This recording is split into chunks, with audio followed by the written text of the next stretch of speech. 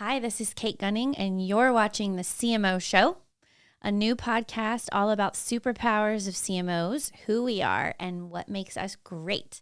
And I'm joined today by an extremely great CMO. He's Oscar Llarena, and he's the CMO of Batclub USA. He is a Batman in his own right, and we're talking all about why we should throw out the way that we apply to jobs and rewrite it, and how being thoughtful as a CMO is a really important superpower.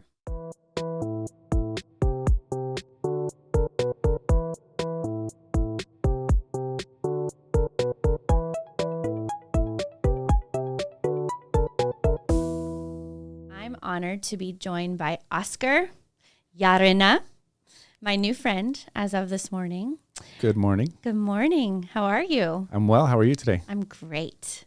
Let's start by talking about how you got here in this hot seat. Yes, but tell us what you do in marketing. I do not have your traditional marketing background. My actual background is in engineering and programming. So I started as a programmer for IBM almost 20 years ago now.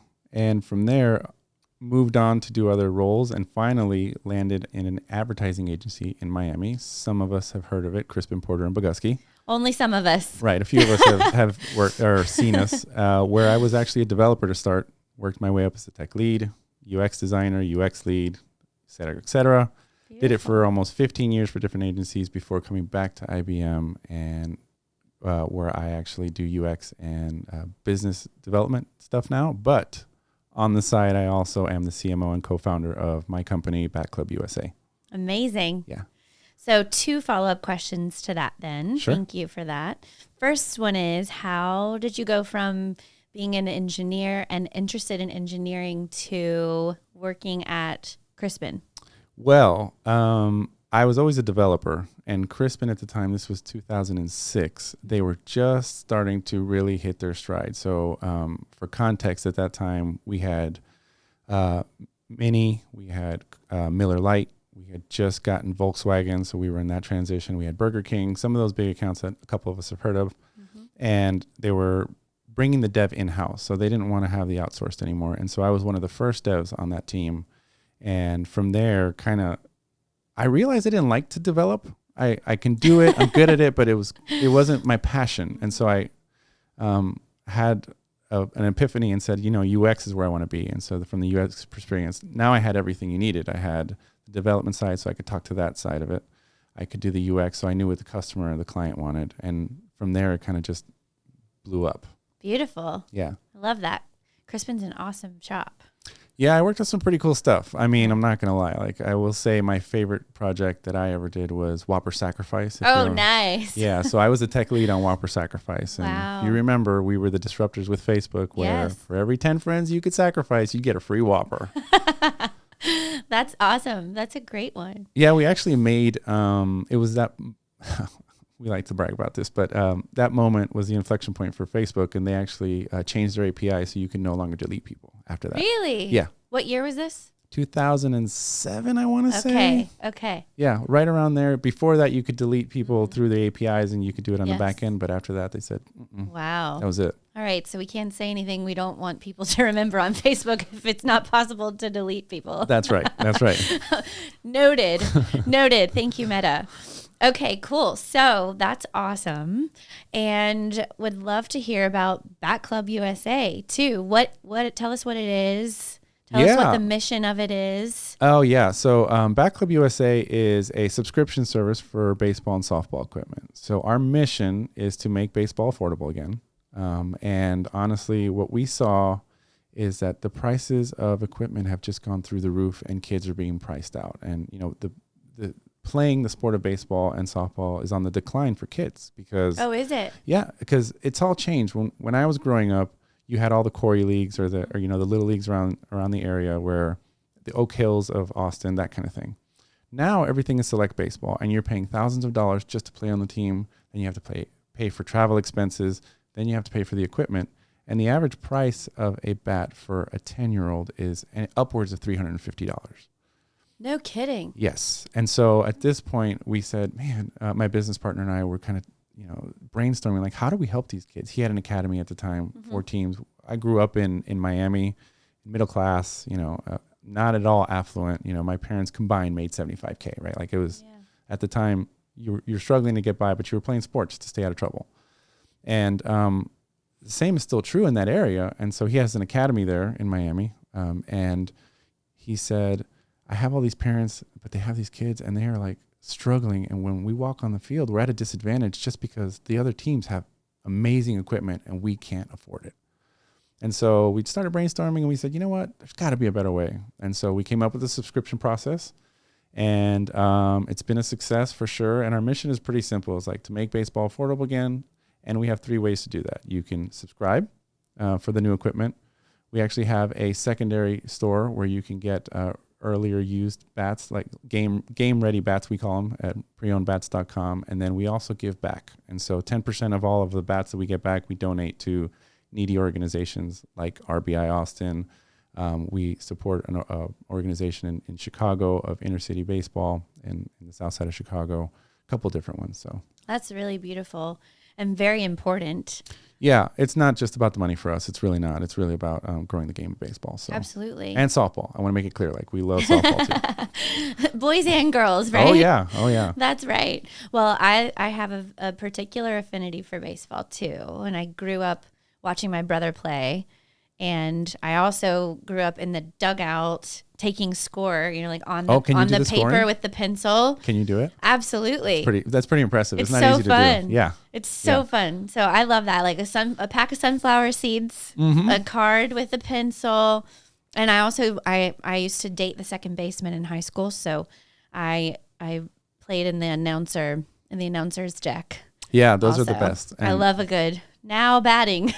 And I appreciate that you dated the baseball player, not the football player, by the way. Oh, yeah, for sure.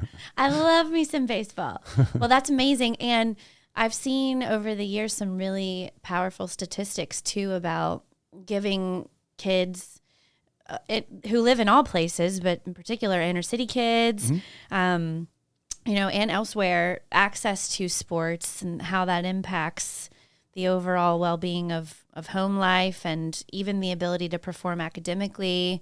Is there anything in particular that you want to highlight along those lines here in this platform around sort of the impact that can have, like the ability to play sports on children's lives? I'll say the greatest moment for me is looking back on baseball and not realizing how important it is for how I've developed. Yes. As far as the fact that when you play baseball, it is a team sport. Yes. You can have one great superstar, but he's only going to score you 1 run. And that usually doesn't win you the game. Right. And so from that perspective, team sports and baseball in particular for me is always, my best friends in life today are still from my high school baseball team. That's amazing. I have 5 of us that we get together every time I get back to Miami.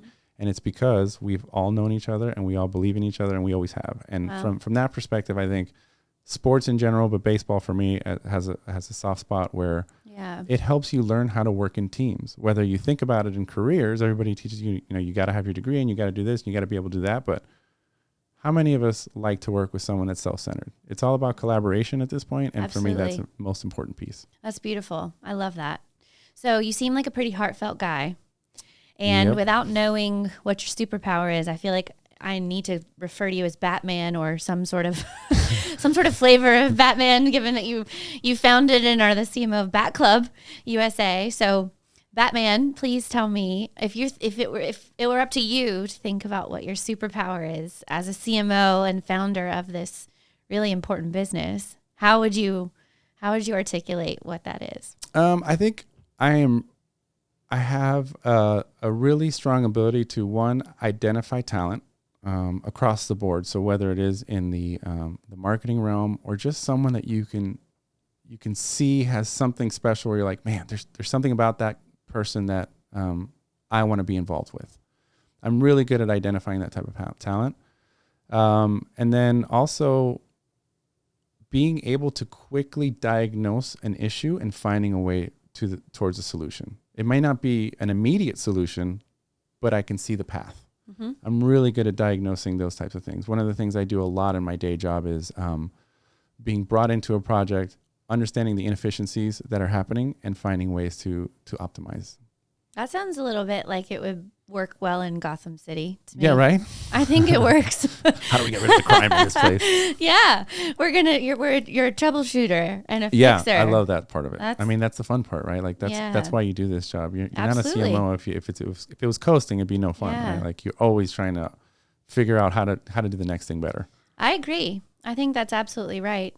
And I think that the ability to take a breath and try to be thoughtful when things are chaotic is a really important superpower to have. Yeah, keeping a level head is really important. Yeah. I've had to do a lot of that in my life. I've learned to get better at it. Yes. I still have my moments where I, react too quickly, but I've learned that the reaction doesn't actually help a lot of times, especially with teammates that are in the same place you are and you're all trying to scramble for the same goal. And if you start, it's just more chaos. Yeah, absolutely. And noise. That's right. So you're the guy if we need somebody when we're feeling under pressure. I like to think so, yeah. I mean, I love doing that. A calm troubleshooter. Let's go. That's what we have. Yep. Oscar Llarena. Yeah? Yeah. Llarena. I've been working on that. Yeah. I mean, we live in Austin in Texas, and so it's usually Lorena. We like, this town loves to pronounce Spanish words in English. Yeah, they do. Guadalupe. Oh, that one really. So I am obviously not Latina, although I have a pretty fiery personality, but I am Caucasian, as you can see. But it totally threw me off. I first got to Austin from New York 2 years ago, and I kept saying Guadalupe. And nope. And everybody's like, you mean Guadalupe? And I'm like, what? Well, come on. All the streets are named in Spanish. San Jacinto. Yeah, you mean Jacinto? Yes, San Jacinto. Yes. You have Guadalupe. You have Brazos, which, that means arms for everybody out there. Cesar Chavez. Yeah, Cesar Chavez. Yeah. Right? Like, okay, good. I'm glad I'm not the only one. That makes me feel a little better. And I grew up in Miami. Yeah. So I come from Miami. I'm Cuban. I got a Latin background. And I come to Austin, and then nobody speaks a lick of Spanish. I'm like, come on, guys. Like, help me out here. Exactly. That's fun. Well, Cuban sandwiches are one of my favorites. So I'm very pleased to learn that you are Cuban. I love them. That's a good one. We should serve that for lunch next time. Next time we get together, we'll serve that for lunch. We got to find a good spot in Austin, though. Yeah. So. Okay. Let's do that. All right. We have follow-up notes. Got it. Show notes and follow-up notes. Got it.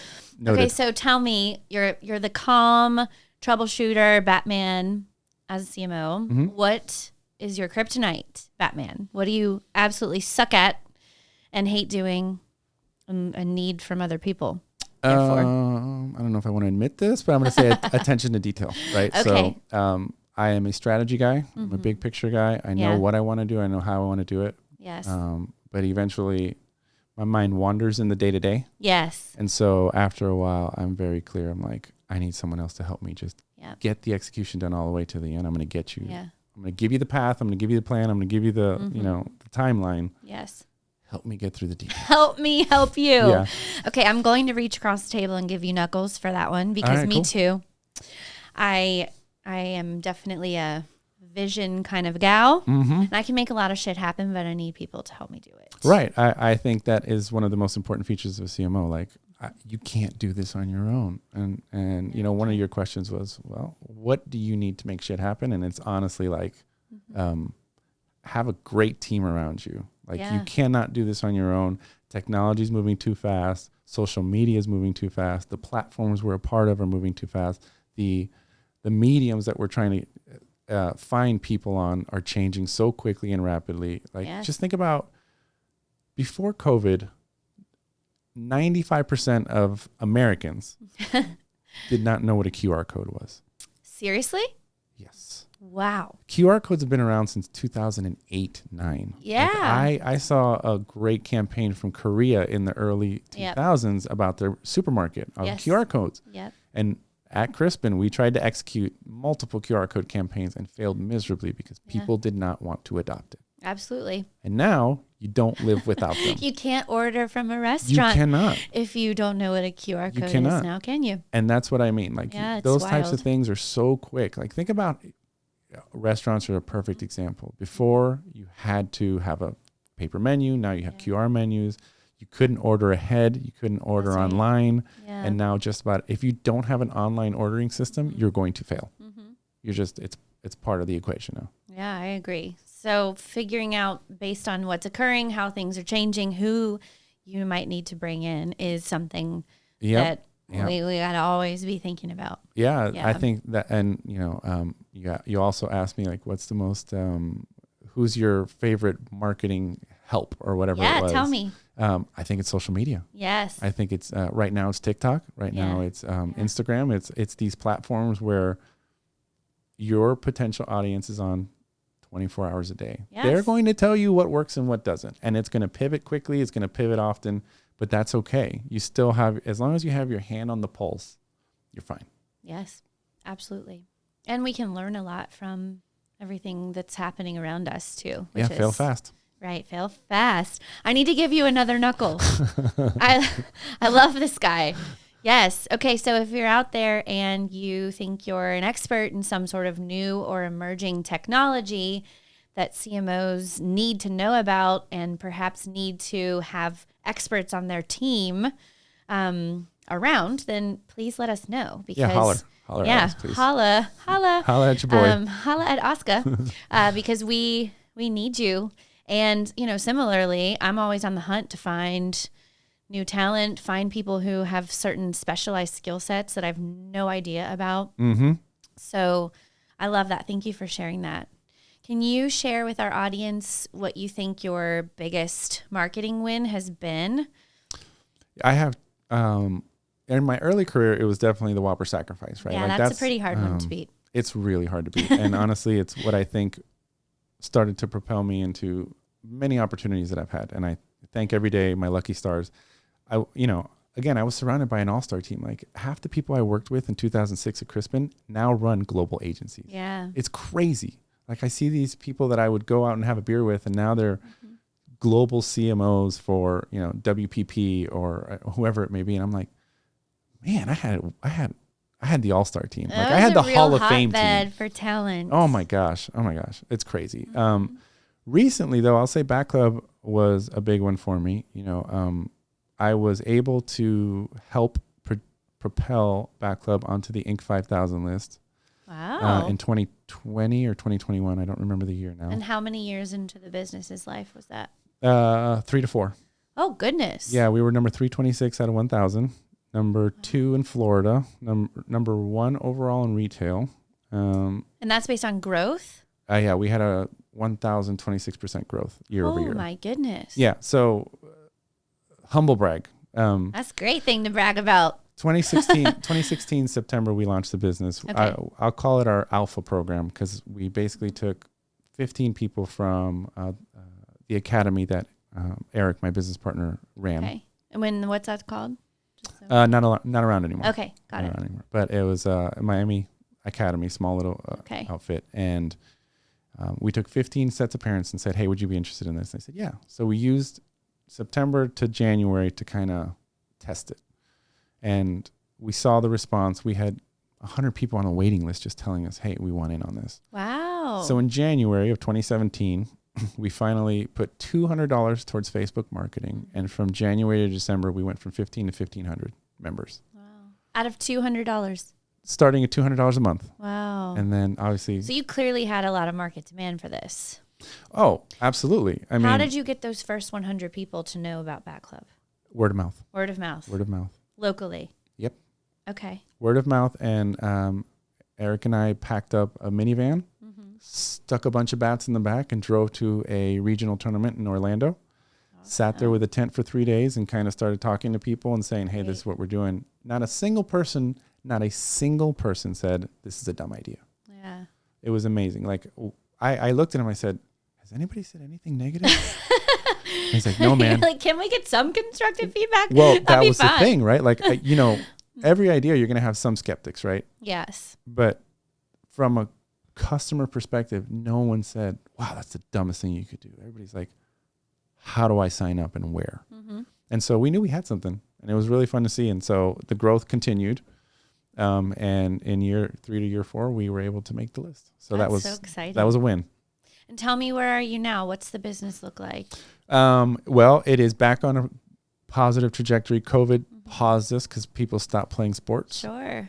Kids stopped. A lot of germs on those bats. I wrote a blog post saying if there's one sport you can play, it's baseball. Because you're outdoors. Yeah. You're actually socially distanced anyway because the positions are not close to each other. It's not basketball where you're rubbing against each other or football where you're tackling each other. Like you're playing 9 positions in a massive space. Yes. The only time you're near somebody is technically if you're in the batter's box. Yeah. But unless you're spitting in their face, it's not happening. Hopefully that's not happening. Right. Or you're taking a lead off of first base and you happen to be the first baseman. Like maybe if you make a tag, but to me it was the thing that drove me crazy. I was like, this is the one sport we can actually play. Yeah, so let's play ball. Right. So COVID kind of slowed us down because people stopped playing ball, and then I will say government checks happened. And when government checks happened, people are like, I don't need to subscribe anymore. I can just buy a bat. And so for a little while we went from acquisition and growth to sustain and maintain. Like, let's keep our current customers. Let's make sure that they're successful. Let's make sure that we are servicing them. But we're back on the positive trajectory again. That's great. Yeah. And you spoke about the fact that when people get paid, they're potentially less likely. So what have you learned about your particular sweet spot in terms of target audience, target families?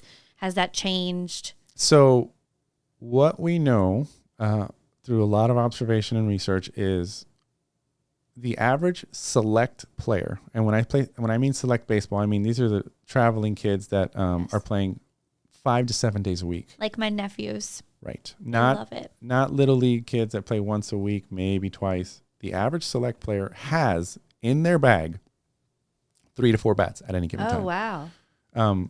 And they are changing them every 6 to 8 months. Okay. You're buying a new bat every 6 to 8 months. And if you're looking at a $350 price point, let's say times 4 to make it easy math, that's $1,400. Yeah, that's a lot. Every 8 months, you're looking at over $2,000 a year just in baseball bats. Yeah, this isn't golf. That's sounding a little like golf price points. Yeah, and that's crazy. before travel fees. That's before hotel stays. That's before meals. That's before any other equipment that comes up. That's before league dues. And you're talking about now. We have a study that says the average baseball parent pays more than 10% of their annual income just to play the sport. Holy cow. And so it's expensive. Yeah. It's a lot. And so we're trying to alleviate that a little bit. Our goal is to be the Netflix of bats. Like, never own a bat again. You don't need it. You're going to grow out of it. It's going to break. It's going to break. I guarantee you it's going to break. Your kid's going to hate it because it's red instead of blue in 6 months, because Timmy on the team hit a home run with the new bat. So Johnny now wants the new bat. And so it happens. So why not come to something where you can basically switch it out whenever you want, send back the old one, get the new one, like you would lease your vehicle, or Netflix of bats. When you're done with the movie, you send it back. Yeah. I love that. That's so great. And we want more people playing ball, right? Like, yes, please. I think the community aspect of that is so powerful. And I told you, I have such nostalgic memories about being little and even into high school, being on the field and being under the lights. And it's not just the kids, it's the parents too. Yeah. Because the parents get to know each other. They hang out together all the time. They become friends. They understand the grind of it. Yes. They form that bond where it's like, I can't make it today. Can you take Timmy to the game? And yeah. We got you. That's really special. And you can come hang out after. Yes. Yeah, exactly. Well, thank you for what you're doing. I have a 7-year-old boy, so he's almost there. I really appreciate what you're doing. He's almost there. So let me know when you need a bat. I will. I definitely will. Right now we're throwing footballs in the backyard and playing ping pong. So you want to know the irony of all ironies? Tell me. I have 2 boys, 10 and 8, and they're soccer players. Oh my goodness. Of course. That's so fun. Well, you're like, life had to throw you some sort of curveball in that sense, I guess, right? Pun intended. Okay, yes. Did you see what I did there? Yeah, you got it. Nailed it. Okay, let's switch gears a little bit. We've got all these books stacked up here to your right. My left, your right. And I want to know, since you seem like such a thoughtful CMO, if you have a favorite marketing book and what it is and why you like it. It's not on this list. I have read Blue Ocean Strategy. It's a good one. I've also read Crossing the Chasm, which is not on this list, but it's also great. Switch is great. I haven't read Switch. Drive I've read also. But my personal that's still on my nightstand all the time is I actually have two. One is Start With Why by Simon Sinek. Mm-hmm. Because if you can't tell, if you're trying to sell something, you can't tell us your why, you're never going to win. Mm-hmm. That's right. And then number two is Subscribed. And I'm not going to even try to pronounce the author's name. He is the founder of Zora, which is a subscription model service. Yeah. And I think that book was ahead of its time. I read it 5 years ago now. Oh, wow. That would be ahead of its time. And we had just started our subscription service. So it was my Bible, right? It's like, okay, we're moving in that direction. And it makes total sense. Society is now adapted and allowed for the subscription service. We subscribe to just about everything. Mm-hmm. And so that to me is a great story for me to say it works. You just got to figure out how. Okay, so Simon Sinek, Start With Why, and Subscribed. Subscribed. And we'll link both of those in our materials so that everyone can get access to those. But both of them, I think you can get on Amazon, can't you? Oh, yeah, for sure. Yeah, or download them on Audible. 100%. Love that. Simon Sinek, you can follow on just about every platform. His YouTube, I think it was a TED Talk, actually. His first TED Talk about Apple versus everybody else. Yeah, it's a good one. Is the one that was like, okay, I got to read this book. Absolutely. Well, I think for the younger generation of marketers, it can be a little tricky because they're growing into this industry with such a cluttered space. Like you mentioned TikTok before. And I think it's so natural to get caught in that, like, we've got to execute now kind of a feeling. And so taking a step back, thinking about why, being thoughtful about the approach is imperative always, even now. So I think it's a really powerful reminder for everybody. Yeah, I also think it's really important to know the medium, right? Like, what purpose does the medium hold for you as you're doing this? It's not just about, we got to be on TikTok, but why? Why? What are you going to do on TikTok? Absolutely. How are you going to convert people there versus how you convert them on Facebook or how you convert them in person? Like, what is the difference? Yeah, that's right. Let's talk about turnover. It's really high. Everyone knows that. Mm-hmm. There's a bunch of conversation about it happening all over the place. Mm-hmm. But I think unpacking it with people is also still really important, even though it's a conversation everybody's kind of tired of probably thinking about. I think it's an important one to think about because of what you just said about your favorite book. Why, right? Like, it's happening. We know that. Why do you think that is? And what do you think we can all be learning about the why, right? Like, how do we use that why to move forward in a way that feels good for everybody? Yeah, turnover is it's a fun topic. I actually think there's a couple of reasons why turnover is so high. I think there's a misunderstanding of what we do. And how quickly results can come. Mm-hmm.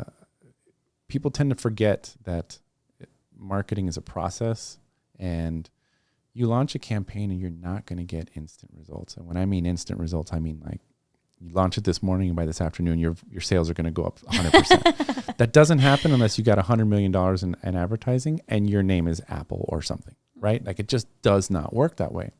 And so because we live in a world of now, we're always I feel like companies have gotten to the point where they're trying to pivot too fast. Yeah. Like they're reactive and impulse reactive to what's happening.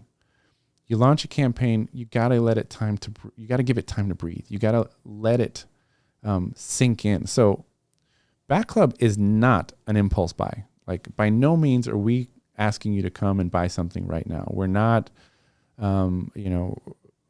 what is it? Those shows are, but wait, there's more or whatever it is. Like, one of those products. We are a commitment. We are something that we are asking you to continuously give us income for. And we're going to provide you a product and service that's going to serve you over time. And so what we have seen is from a marketing standpoint and from an analytics standpoint, it takes an average of 3 to 4 touch points before they convert. First one is, what are you?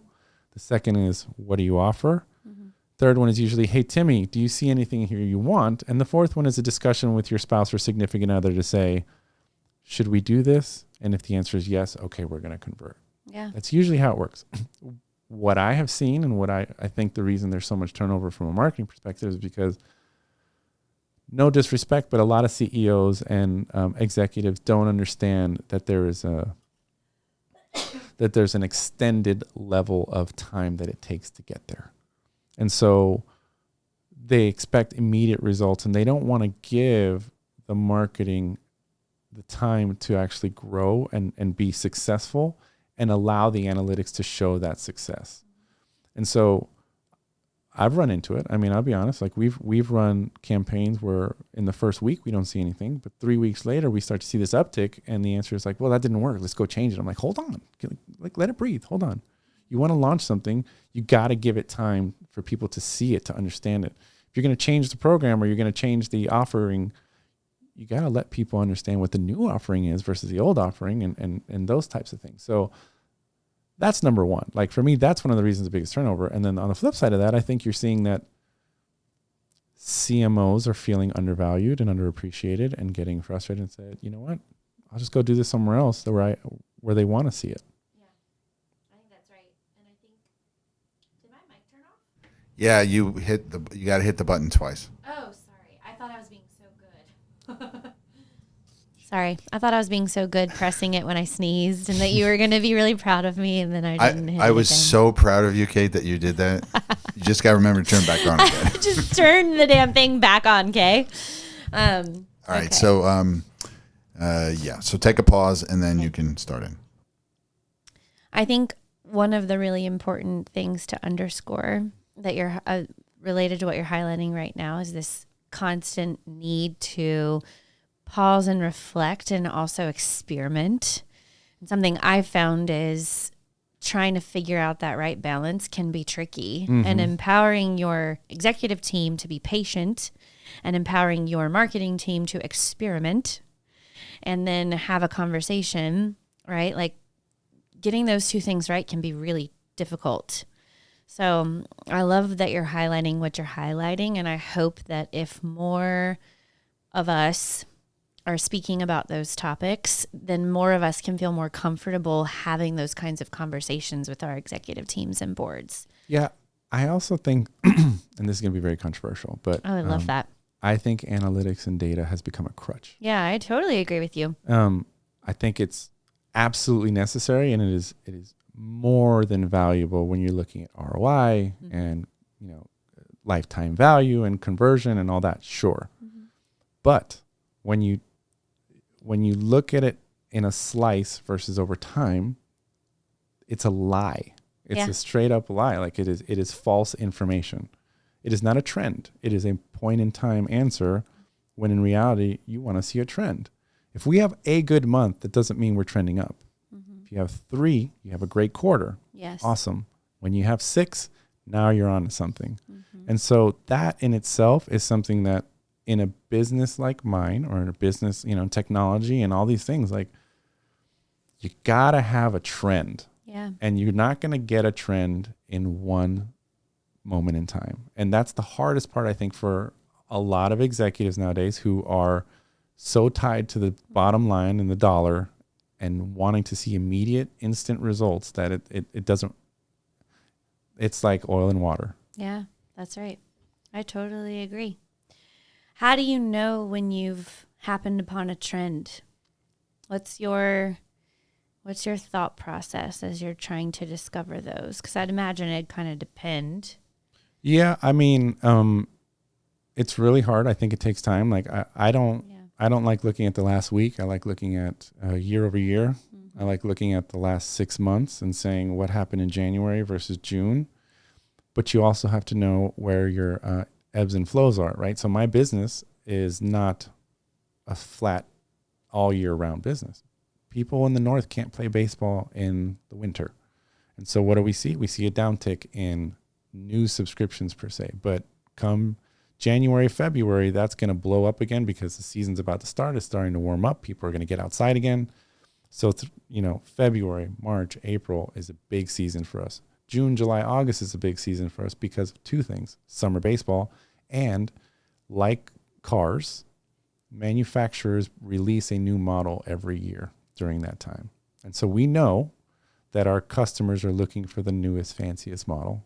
And so we're going to see an uptick in that sense. But you got to know, as a marketer, as a CMO, you have to understand what are the ebbs, what are the flows, when do you expect an uptick, when do you expect a downtick? Absolutely.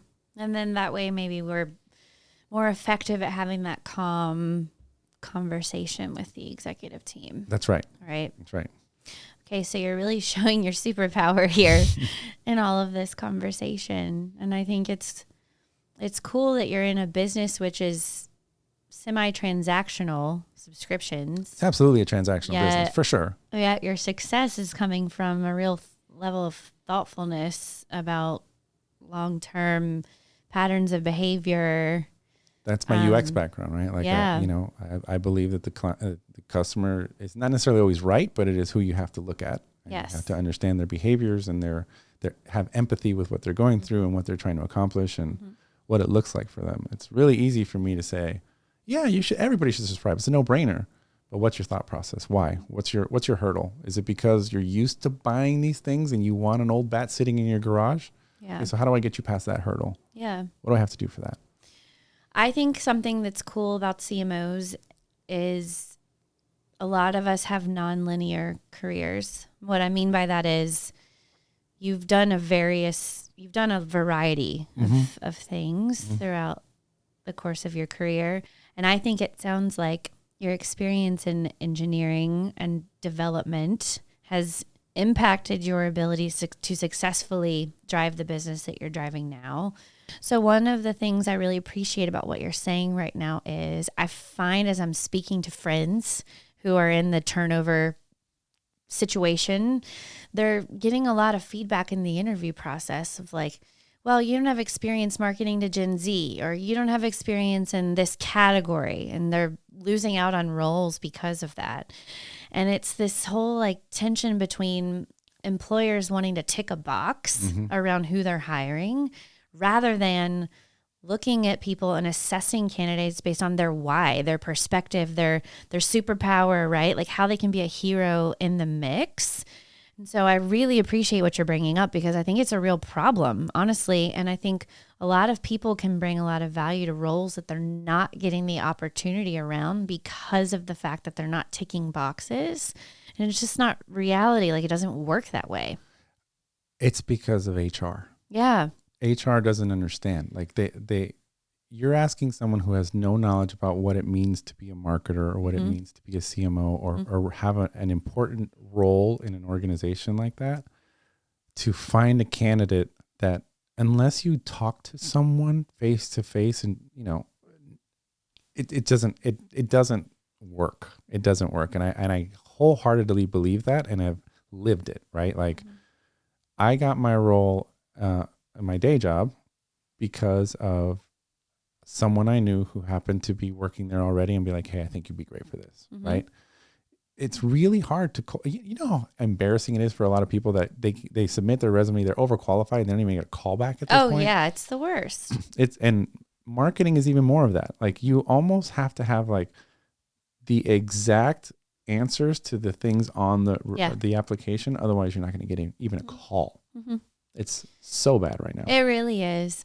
Honestly, and it's tricky because we all need to get paid, right, to live. But I do think if more marketers can push back on that for themselves, like one of the things I've been thinking a lot about lately is like, we all need to find good matches, right? Like you're interviewing people as much as they should be interviewing you. Yep.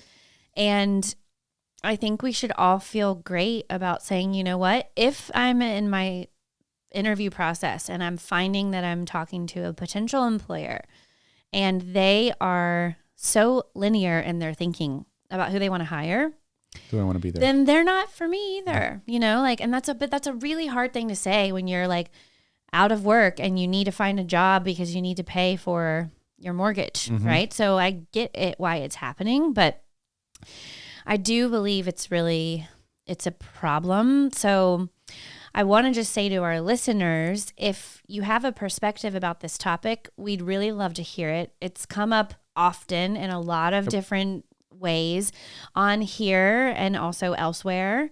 And I would love to hear from you if you have got a point of view about this.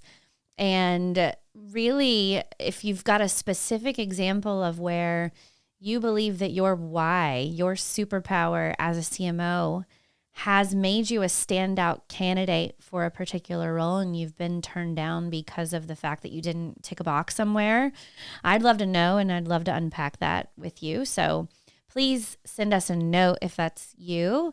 It's kate@cmoshow.com. And again, I really appreciate you bringing this up because I feel it's very important, especially as we go into 2023 with the economy the way that it is. So thank you. Yeah. I mean, honestly, people always ask me, what do you do? And I'm like, how many ways do you want me to answer that? Right. Yeah. I don't have a linear path. Mm-hmm. I've done everything you need to do, but because I've never done one thing for 20 years, Right. it looks like I don't have enough experience. Absolutely. And so, it's really frustrating even for me because as I talk to people and I'm like, Yeah. I could really help you guys Mm-hmm. for whatever it is on a consulting space or whatever it is. They're like, yeah, but Yeah. I don't know that you have the experience. I'm like, Mm-hmm. trust me, I can knock it out of the park. Just, you got to be willing to take a chance here. Like, I mean, did I choose to go do all these things? No, but I think Yeah. it's gotten me prepared to go and tackle any problem you put in front of me at this point. That's right. Let's normalize, shall we?